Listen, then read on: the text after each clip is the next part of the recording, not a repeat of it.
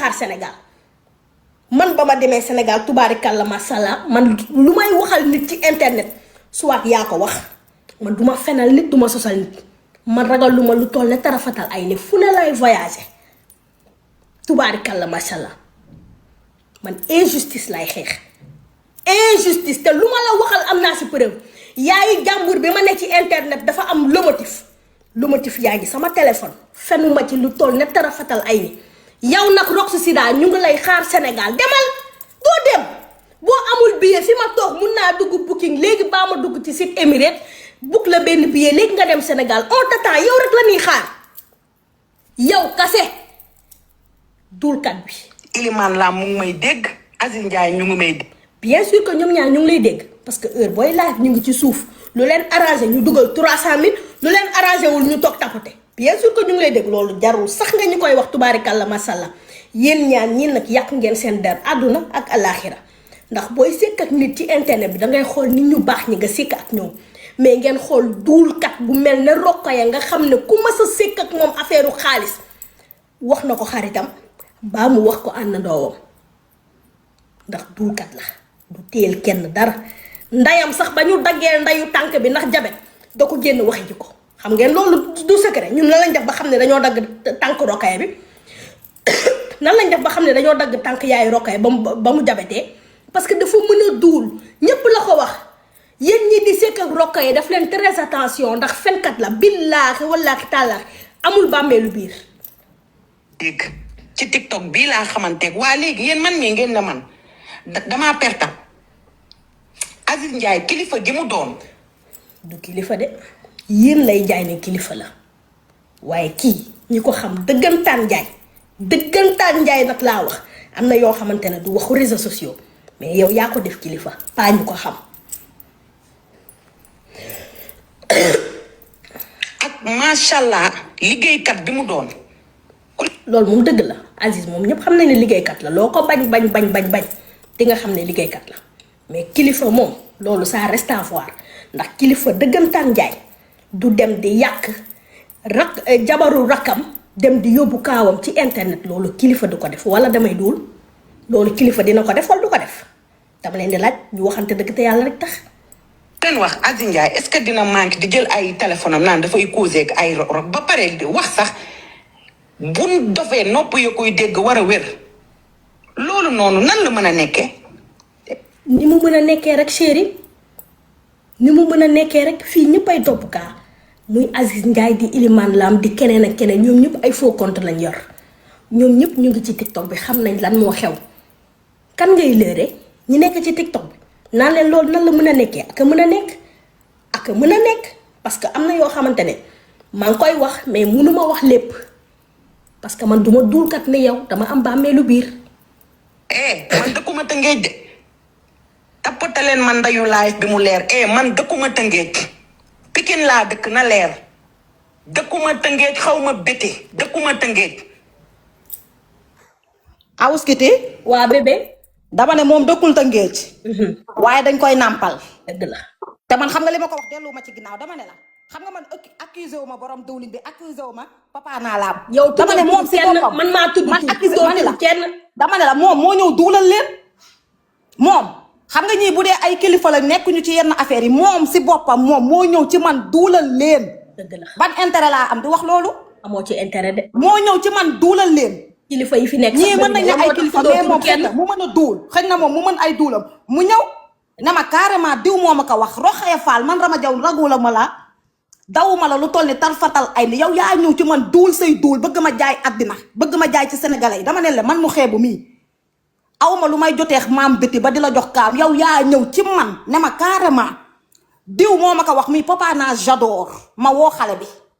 ma def ci rôle ma woo xale bi nga ñëwaat jiñaat ko beneen professionnel may yéeg yow lan mooy sa problème nga naan ay diw ni mu mel mais diw ni mu mel ni mu amee personnalité ku ne xam na ne ay homme personnalité lañ mais yow bu dee yow duulkat nga téewoo sa gat yow nga duulal leen kon kay yow man bul ma saf affaire yi bul ma saf affaire yi man heure ma bëggee dem Sénégal damay dem Sénégal bu ma demee ci yoon li nga ma wax rek laay wax te ba nga may wax dañoo ne ci jàmm man nekkuma nit koo xam ne damay enregistré ay nit te daw nga ko sax ba sonn waaw kañ nag daw nga ko ba sonn dafa neex yéen ñuy duul noonu toog di tàlleeku naan ay personnalité yow yaa ñëw ci man duulal leen duulkat nga dëgg la wàccal tuuti wàccal bu la kenn dugal wàccal boo waxee sa fulla rek neel teng booy wàcc sax bul jafandu neel teng ci suuf rek tubaarikàlla yéen taputeel leen ma live bi rek nee naa leen baat boo dul la Ramzy Yango dina la ñëw tontu la ndax Rama Jaw faalewu la ragalu la fii Dubaay bii mu dëkk tubaarikàlla mashallah bul yaakaar ne Rama tàppet la de Rama du ragal de ngay tudd ay police bëgg Rama reculer Rama du reculer ñun ñoo nekk ci ginnaawam waa Jamaïque awuskiti ci kanam Ramzy mënuloo ko saram ndayam amul plainte boo mën a tiitalee Rama Yango boo ko te kenn porté wu ko plainte sax mais bu doon sax dañ ko porté plainte day dem wuy ji avec dignité ndaxte Rama amul plainte Sénégal yow rox su plainte Adji Mass ma ngi lay xaar Sénégal plainte Naaru Kajoor yow ñaar ñooñu waxuma keneen rek ñaar ñooñu rek seen plainte yow kenn du la dugal camp pénal yow 100 mètres lañ lay yóbbu te ñoom sëñ Bada fañ nekkoon yow fa lañ lay yóbbu tubaarikàlla nga mën a duul naan Aziz Ndiaye kilifa la bu dee kilifa la moo tax mu def affaire yi ci sutura yow duulkat bi yaa génnee affaire bi ci internet bi bétti la rek liggéeyu ndeyam moo ko wallu ci kër baayam moo tax affaire bi feeñ sinon bu doon yéen doomaraam yi rek a sikkandoo affaire bi kon dëgg bi du ma sa feeñ loo ñuy jaay ñun amul loo ñu mën a jaay ay kii kilifa la kee kilifa fii kilifa yi rek ñoo fiy fay di yàq nit dëkkuma Tëngéej de dama bëgg mu leer man dëkkuma Tëngéej ñun xam nañ ne dëkkoo Tëngéej caajaay nga dëkk di dul naan Pikine nga dëkk dëkkoo Pikine de caajaay nga dëkk dangaa xeeb waa caajaay moo tax nga naan Pikine nga dëkk nee nga waa caajaay ay kaw-kaw lañ te waa caajaay duñu ay kaw-kaw man am naa maam bu dëkk caajaay dulkat la de mosul dëkk juddoo Pikine caajaay la juddoo fa la ndeyam juddoo fa la baayam juddoo mu naan nu mu tudd sax Pikine mosul dëkk Pikine caajaay la jóge ma ngay live di loxo di nga loxo goo yow bétti moom la porté plainte yi na ko Sénégal njaay yëpp yëg bétti moom la porté plainte moom duulkat bi Roxy Sida ndax duul yi mu doon def ci internet bi naan bétti dafa doon njaaloo moo tax bàyyi fase ko du dëgg bétti mosul njaaloo bàyyi mosu ko jàpp cim njaaloo mosul am amaana kay bétti famille bee ko sot sotoo xaw ma nag bam famille bu ma kenn dugal amaana famille ñoo ko sot sotoo génnee ko ci kër gi te yàlla rek tax ndax xam ngeen ne bétti dafa jongo ma bétti bu soloo ba génn benn jeeg du feeñ bétti bu soloo ba génn xale yeeg mag yeeg meer yi kenn du feeñ une minute par une minute laa lay ràccal Pikine laa dëkk fa laa juddoo fa laa yaroo kon su ma xamee dara Tëngéej ku dëkk Tëngéej man moom moo ma ko wax dama bëgg rek mu leer fii lépp leer na Roxy Sida ba pare ne Iliman la moo la wéev Aziz Ndiaye moo la jox kaa bi nga dem jottali ko Ramzy yaakaar ne affaire bi du mës a génn lépp leer na bétti porté la plainte demal Sénégal nga wuy ci sa plainte bi fii kenn saagaw fi parce que man respecté naa maam bétti ba duma saaga ci kanamam est-ce que yaa ngi dégg demal Sénégal man dinaa ñaan naaru sax mu bàll te yàlla tax demal Sénégal nga wuy ji plainte bétti bi laa la wax comme nag yëf yi dafa dem yoon xëy na Aziz Ndiaye mu ngi koy déggal boppam Aziz Gaye ak Iliman Lam premier jour bi lañ ko déggal seen bopp premier jour loolu jarul nga koy wax kenn ci TikTok bi ñëpp xam nañ ñëpp jot nañ ci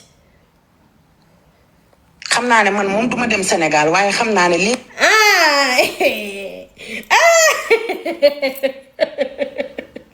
kon xam nga ne doo dem Sénégal bétti kon ñoo ko déggandoo Roxy nee na moom xam na ne du ñëw Sénégal waaye yéen kon yéen ñi plainte Roxy noo leen di mujjee ak waa koñ ba yéen ñi plainte Roxy Sida noo leen di mujjee ak waa koñ ba Roxy nee na ñëwul Sénégal déglu leen dafa dem yoon xëy na Aziz Ndiaye mu ngi koy déggal boppam ku fa 2 millions xam naa danga yaakaar danga jàppee TikTok bi ay doomaram moo tax nga ne vu que maa ngi Allemagne xaaral ma dul leen ne 2 millions lay fayeku dañ may gëm kenn du la gëm parce que xam nañ ne dulkat nga te ñun xam nañ fan ngay liggéeyee man am naa sama benn xarit boo xam te yéen ñaar yéen a bokk fi ngeen di liggéeyee sama xarit bi moo la ëppalee salaire 50 euros moom 750 lay am yow 700 ngay am yow dañuy waxante dëgg yow boo doon am salaire yu 2 millions ak quelque ndax waxoo 2 millions kese ndax xam nga yow ay duul plus ngay def yow doo duul kese yam si dangay duul plus nee nga 2 millions et quelque ngay am par weer bu dee yow boo doon am 2 millions et quelque ñii dinañ la fay 300 000 pour nga yàq biti nga nangu ko nga nangu taal sa life magum jëmm bu toll na yow nga mën a jur béti mën a jur Ilman Lam mën a jur Aziz Ndiaye ndax ba ngay judd ñii ay xale lañ woon Aziz Ndiaye mi intatura xale la woon est-ce que yaa ngi dégg di nga nangu ñu fay la 300 000 pour nga yàq sa moroomu jigéen boo doon am 2 millions boo doon am 2 millions di nga nekk ci TikTok bi mel ne xar nit ñi gis ni nga salté ni nga moddee ñu commencé di la may ay perruque ñii di la may ay yére Jessica moo la njëkk a may slip ci internet bi GP la ko nga ñëw ndax slip boo doon sol sax amoo ko ci kuy fayeeku 2 millions et quelque s'il te plaît ma chérie toi aussi arrête ñun xam nañ lan moo nekk Allemagne xam nañ lan moo nekk Allemagne xam nañ lan moo nekk Allemagne te xam nañ lan mooy sa liggéey xam nañ lan mooy sa liggéey xam nañ lan mooy sa liggéey xam nañ fan ngay liggéeyee Jessi moo la Jessica Lover bi nekk Italie moo la njëkk a may slip ci internet bi ndax slip boo doon sol sax amoo ko woon rok sa sida nga ne yow 2 millions ngay fayeeku kuy fayeeku 2 millions 3 tubaarikàlla macha allah di nga toog ci kër goo xamante ne Jérusalem ba léegi fa nga dëkk munoo tuxu ndax état bee la koy fayal kuy fayeeku 2 millions di nga nangu ñu lay fay 300 000 pour nga yàq béti sa moroomu jigéen. man mi toog plus de 2 millions yoo xamante ne man dama koy am salaire yoo xamante ne bokkul. déglu leen de nee na yoo xam ne bokkul déglu leen tuul bi yoo xam ne bokkul yow déjà Roxy yow ki la ëmbal sa Luka mi kañ nga ko gëj a dégg ki la ëmbal sa beneen doom bi kooku danga ko jépp ba li nga koy wane sax bëriwul ki la ëmbal kooku kañ nga ko gëj a dégg yow ñooñu dañoo xam sax luy pension alimentaire ay kii moo mën a dul di yow ñooñu ñi la ëmbal sa ñaari doom yi dañoo xam sax luy pension alimentaire yow nga xamante ne ba nga ni sa dernier sëy bii ay noq moo la fa génnee yow ku lay noq dina la jox pension alimentaire yow kooku amul sax liggéey ngay duul naan banquier la yow mën ngaa sëy ak banquier yow sa ndey dalaa liggéeyal ngay sëy ak banquier yow di nga sëy ak banquier divorcé ak moom mel ni nga mel torox ñu lay sarax ci internet bi ay siliba ke péri yaa manqué yaa mën a duul ak samay doom li nga xamante ne seen papa moom la leen di fay mu nekk seen pension alimentaire man sama salaire rek romb na 2 millions.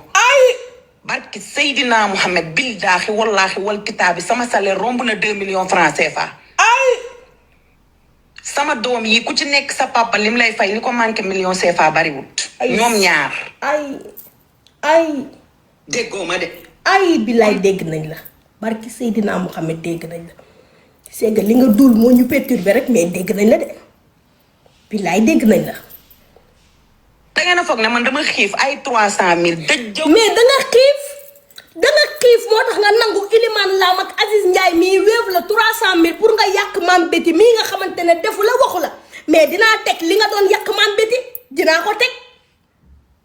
dinaa teg li nga doon wax Béti ana sama beneen téléphone bi xam nga man sama kër gi ay téléphone kese la bàyyi bu ma jël sama beneen téléphone bi may ma tuuti mais kii elle ment xam nga man sama kër gi téléphone kese la te ñoo teg lii. ndayu 300 000 doomu xaraam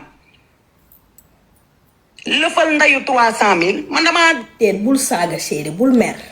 dañoo nekk di régler benn cas bu important benn cas bu urgent booy mer rek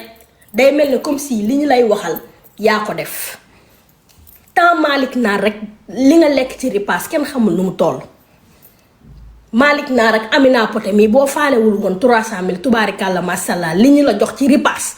kenn xamul nu mu toll nga mën na duul xaaral rek.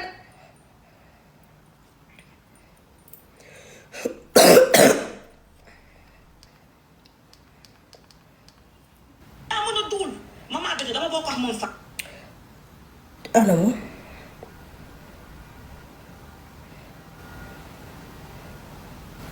yaay du góor ku bon ci këru njëkkante la toroxalul kenn fii nag jigéen boo toogee saa nga sëy sa sëy ngay songaate ay xeex mel. yéen a ngi dégg balaa may eggali li Rox duulkat bi doon expliqué nee na moom Aziz fayu ko Iliman Lam fayu ko 300000 lan mooy 300000 dama leen di tegal Rox li mu doon wax Betty téléphone bi dafa bidd xool leen 1% moo ci des yéen a ngi gis 2 minutes ma dem loxoti chargeur bi indi ko nee naa la fii ngeen di xamee lépp li xew may leen ma ñëw ki moo mën a duul.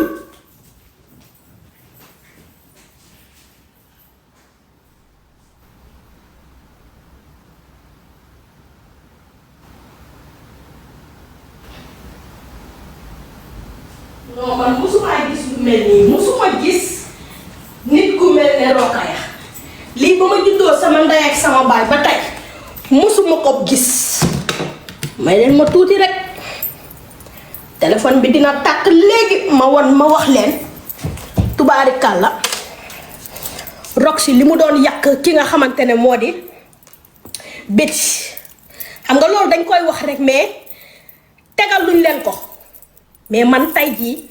live bi moo tax ma ne leen nar na gudd nar na yàgg te Betty amati na ndam tubaarikàlla xam ngeen ne man ku ma nekk sa ginnaaw dangay am ndam man Awoush Kitty borom Dubaay ku ma nekk sa ginnaaw dangay am ndam parce que lépp xale koy def lépp xale koy def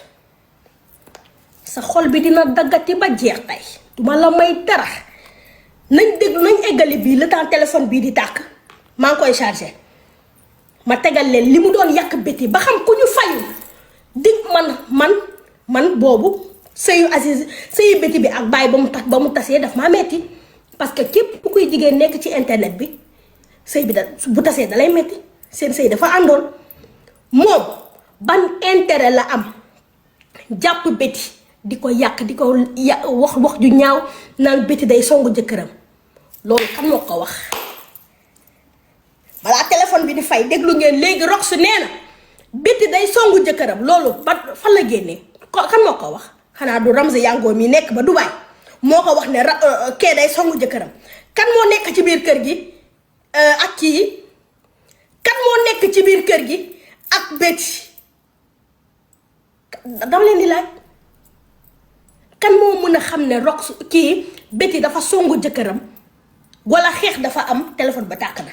très bien ça mi ngi nii di tàkk très bien nee naa leen efficacité 5 téléphone laa yor bu fay ma chargé beneen nee naa leen collecteur yu baax yi si réew mi maa koy jaay tubaarikàlla macha allah heure bi heure kaa la mais dañuy jàllale tuuti publicité xaal leen.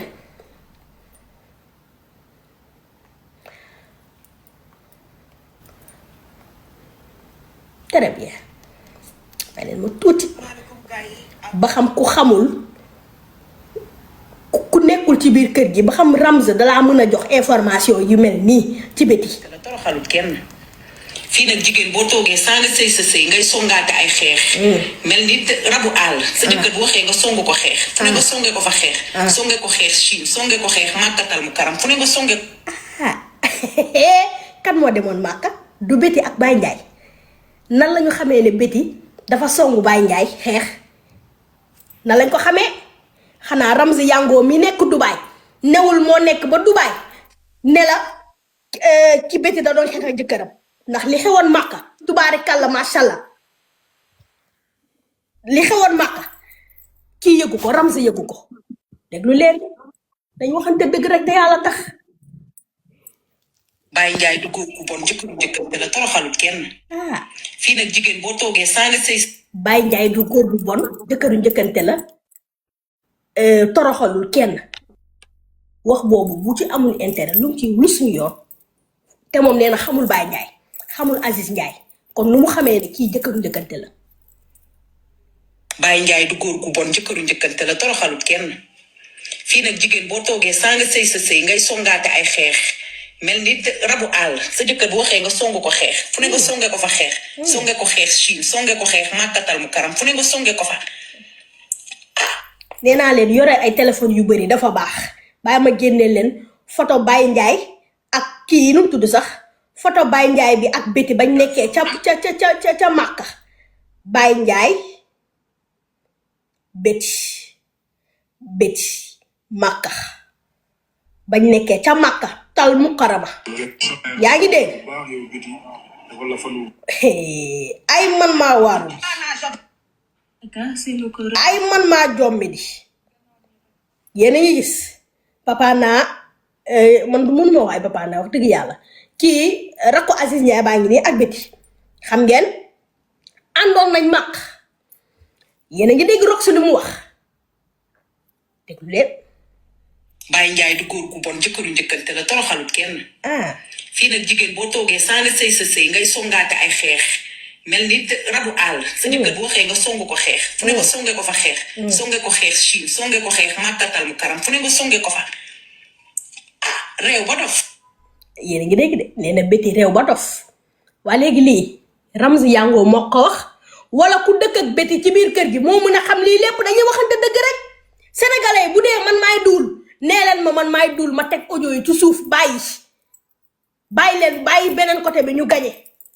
bu dee Rox mooy duul ci li mu ne Ramzy Yango moo ko expliqué lii Ramzy Yango lu mu xam ci kër Betty Ramzy nekk ba Dubaï koo xamante ne du sax kaa fii ku yor sa jëkkër boo ko téyewul téye bu baax dalay wat normal waa kay amul femme yàq femme fii ay femme yàq femme amul fi di fii dëgg rek la ñuy wax dégg nga même commentaire yi jour boobu dañ ko doon bindal Rox femme yàq femme ndax ni mu doon yàqee Betty jour boobu dañuy waxante dëgg moo neex yàlla déglu leen li mu doon wax Betty ba xam kii 300,000 fayuñu ko wala fay nañ ko 300,000 ngay mën a duul yow nga xamante ne ku la fay 50,000 nga yàq nit. waaw fii góor bu baaxee dañ koy wax. waaw Baye Ndiaye. nee na xamul Baye Ndiaye de. Baye góor gu baax la jëkkëru njëkk. nee na xamul Baye Ndiaye de nee na xamul Aziz Ndiaye nee na xamul Iliman Lam te ma ngay tagg Baye Ndiaye di yàq Betty ci koo xam ne nee na xamul Betty lii lépp kon Ramzy Yango moo la ko wax kon yow da ngaa ragal Ramzy. salaamaaleykum takk la yóbbu la Màkka nga ziyaare ji Seydina Muhammad sallallahu alayhi wa sallam. dugal la ci kër meublé la 10 millions francs CFA. gis ngeen Rox li muy wax ak précision la koy waxee lii bu dul Aziz Ndiaye moo ko mu nee na Aziz Ndiaye ko wax bu dul loolu dëgg la léegi tay bu ñëw bu koo weddi Rox yow da ngay wax ak précision de ñun li ñuy wax nii yëpp xamuñu ko woon de li nga ñuy wax nii barki alxuraanu karim xamuñu ko woon bindal leen ma ci commentaire yi nag yéen tamit lii kan wax bii ci kan la war a mën a génnee ne Baye Ndiaye góoru njëkkante la dañoo dem fii di xeex kan moo yëgoon ne Betty ak Baye Ndiaye dañ doon xeex Màkka Aziz Ndiaye da demoon na Ramzy Yango da demul woon bindal leen ma ko ci commentaire yi dañuy waxante dëgg te yàlla tax 300,000 dugg na wala duggul yàq Betty bii nga doon def pour lan la ki ko wax Rox ci kër gi la dëkk yóbbu la appartement ba tubaarikàlla nga jàkkaarloo xuntu maam li maamu laay bi tubaarikàlla ancien aéroport bi nekk ci sa wet géeju Ngor tiim précision yi Rox nan la ko xamee dama leen di laaj te yàlla rek tax précision yi Rox di wax ci viwu Betty nan la ko xamee ak kan moo ko wax nee na Aziz Ndiaye moo ko wax ba fay ko 300,000 francs Wave Ramzy Yango tey weer ko ci internet bi mu ne Ramzy da ngay duul mosuma ko wax Rox da doon wax ak précision li mu doon wax daf ko xam parce que nit a ko wax la Pointe des Almadies tiim la booy ndugg casino ndugg ba mu fees xar ya nooy jën ya mag nga nekk ci sa teraanga nekk ci sa kër yaa ngi dégg te yaa ngi jóge département boo xam ne tubaarikàlla on peut être kenn mën tax nee na Betty Kër Massar la jóge maanaam nee na ko yaa ngi jóge département boo xam ne ñu ngi bëgg a rabaisser Betty maanaam Betty famille ñoo ko sotoo pour génne ko kër gi famille ñoo ko sotoo jaarale ko ci Rox Sida pour mu yàq ko ci internet bi parce que bu ñu ñëwoon rek fase Betty dañuy naan la moo tax ñu fase Betty nit ku baax la mosuñoo dégg dara ci moom mais dañoo jël Rox fay ko 300,000 pour mu dugal waxu njaaloo bi pour ñu ne kon Betty day njaaloo moo tax bàyyi fase ko man duma fen yàgg naa leen wax ne Rox dañ koy fay muy yàq nit lii bu dul fay di wax lan la léegi nag la question qu'on doit se poser actuellement c'est ba xam Aziz daa nopp Betty parce que yenn yi ngeen def seen def ba pare naan Ramz moo la ko wax Ramz dafa mën a xam précision yii yëpp ci biiru Betty yéen yaa ma gën a xam sax Ramz Yango dafa mën a xam précision yii yëpp Rox di wax nii xanaa Rox nag ñàkkoo fayda ba Ramz di la woo di la wax lii lépp nga koy wax ci live kilifa ji la woo fay la 300,000 nga dem wax ko Ramz tey lépp leer na tey jii lépp leer na tubaarikàlla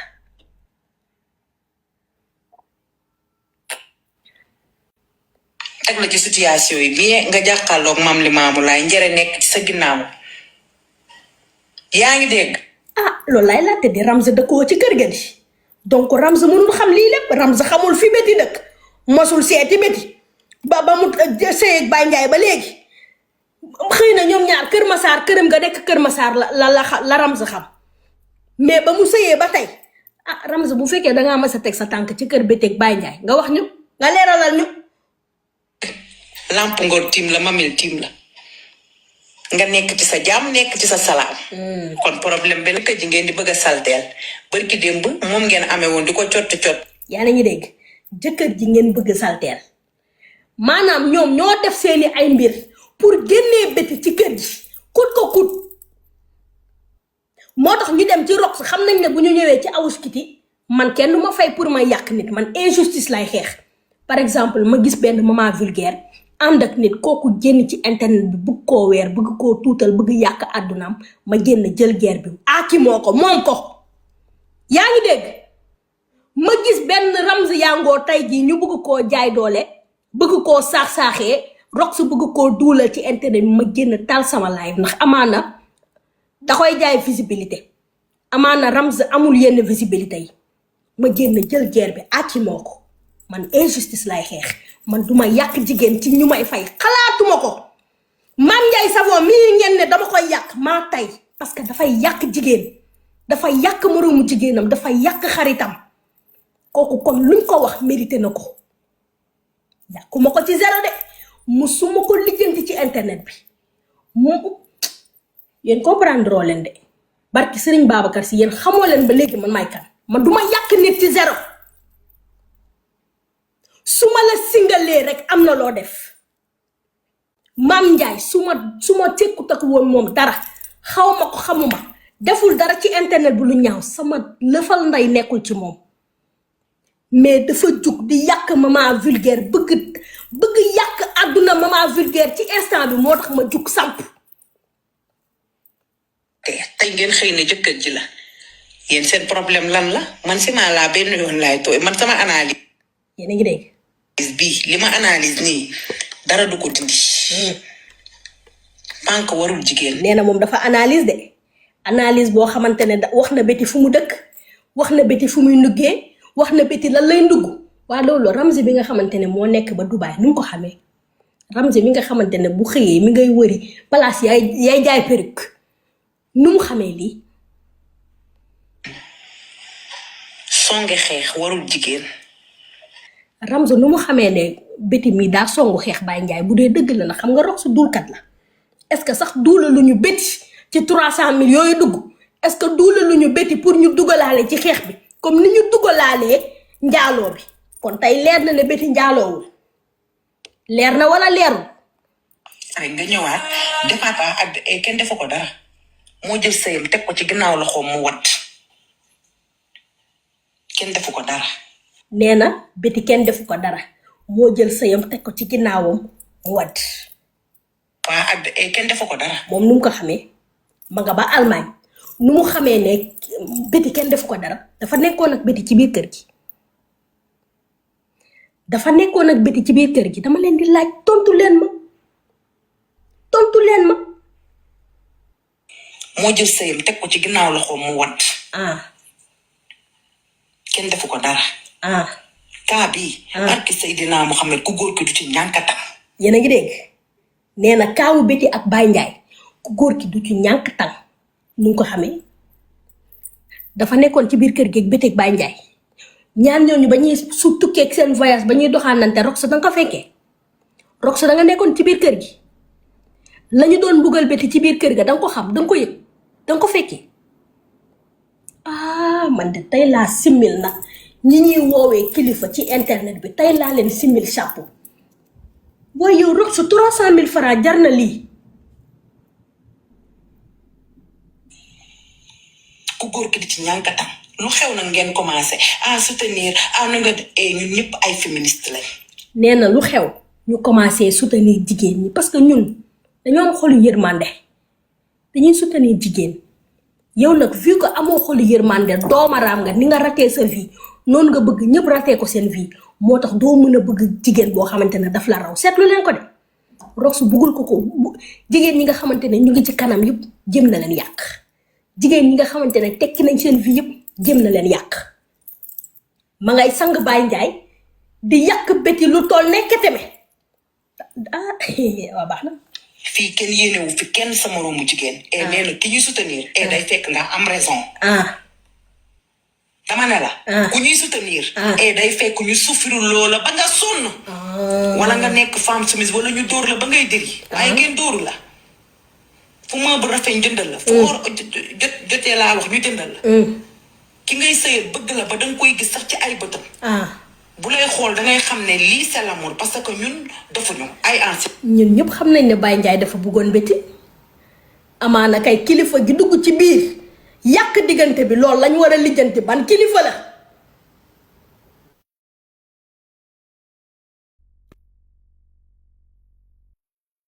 lépp fii lañ koy régler appel dugg na ña ngay ñaan njekk nag parce que affaire yaa ngi bëgg leer VPN bi tàkk na xam nga ñu man Dubaï pour ma wax téléphone faaw ma taal VPN bi tàkk na léegi nag appel dugg na baal ma rappelé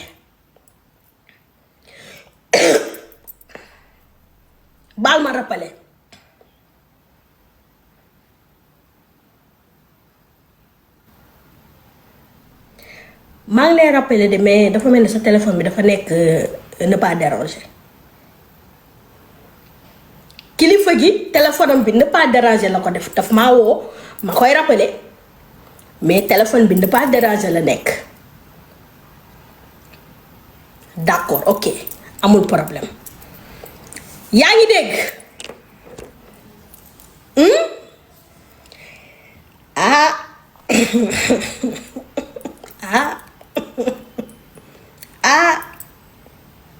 comprendre tuma de kilifa gi woote na de nee naa la lii day téléphone yi day toj réew mi Rox ñëpp xam nañ ne fenkat nga ñëpp xam nañ ne dangay sos tey fi ma laal baaxul appel yaa ngi dugg normal kilifa gi woote nii léegi su ma leen waxoon turam ngeen def nii seen gémmiñ barki Seydina Muhammad tey fi ma laal dafa sensible parce que sëy sax mën na cee yëngu déggoo ma de sëy sax mën na yëngu ci tey fi ma laal parce que Betty dañ ko tooñ deful waxul kilifa gi nga xamante ne moo nopp Betty def lu ne pour jot ci Betty munu cee jot Betty dem sëy ak keneen dama laal foofu rek appel dugg message na ma nag parce que maa ngi koy woo dafa def téléphone am ne pas déranger bàyyil na ma message mais lim ma wax xaw ma ndax dama war a continuer wax ji xaw ma ndax dama war a arrêter maa ngi nii jàkkaarloog message bi mais xaw ma ndax dama war a continuer xaw ma dama fi war a yamale affaire bi ba wax ak moom ba pare. non man kay maa ngi si live bi instant bi waxatuma xaw ma nag na ñuy def yaa ngi dégg maa ngi nii jàkkaarloog message am bi am na lu ma wax munuma leen koo liiral ndax kilifa la ci réew mi munuma leen jox nag benn indice sinon Jomaay dina ma mere te sama doomu day ab sa fay dina ma mere munuma leen jox indice de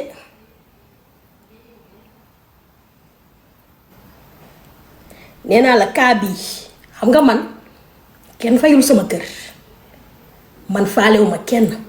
man Dubaay laa dëkk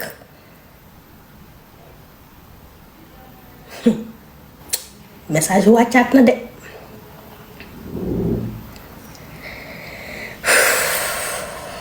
xaw ma ni ñuy def béti man dama koy yërëm man munoo leen maa jënd parce que man duma rox ci sida man fi ma nekk nii ci Dubaay laabuma ay dayu meer soxlawu ma 300 000 yaa ngi dégg yàlla mi ma tiim xam na ne soxlawu ma 300 000 yaa ngi dégg kilifa yi nag ña ngay woote man ñëpp xam nañ ne nit sutura la ndax man ci état laa nekkoon xam ngeen ne ku dem ba gisanteeg président Macky Sall xam nga man du ma nit ku ndaw yéen ma jàppee nit ku ndaw rek mais du ma nit ku ndaw bëgg naa affaire yi leer mais ndax xam ma continuer wala am na lu wàcc de dëgg yàlla am na lu wàcc de message yaa ngi nii di taw barki Seydina Mohamed message damay bañ a tourner téléphone bi sinon message yaa ngi nii di taw xaaral message bi day bu wàccee rek di ngeen ko gis xaaral rek non yéen ay dulkat ngeen yaa ngi dégg da ngeen fi xàmmee léegi numéro jàmbur wala seen jabar yi xàmmee léegi seen numéro dem tëggal leen biir si ne leen yaa leen doon woo aw skiti na xam ngeen ne damaa mool nag su ma bëggee nangu seen jëkkër yi loolu biti la fanaan damay tëj sama compte TikTok dem Snap xam man Snap laay tojee réew mi Snap laay tojee réew mi mi ngi nii di écrit barki Seydina Mohamed mi ngi nii di écrit écrit bi mi ngi nii sama kanam ndeysaan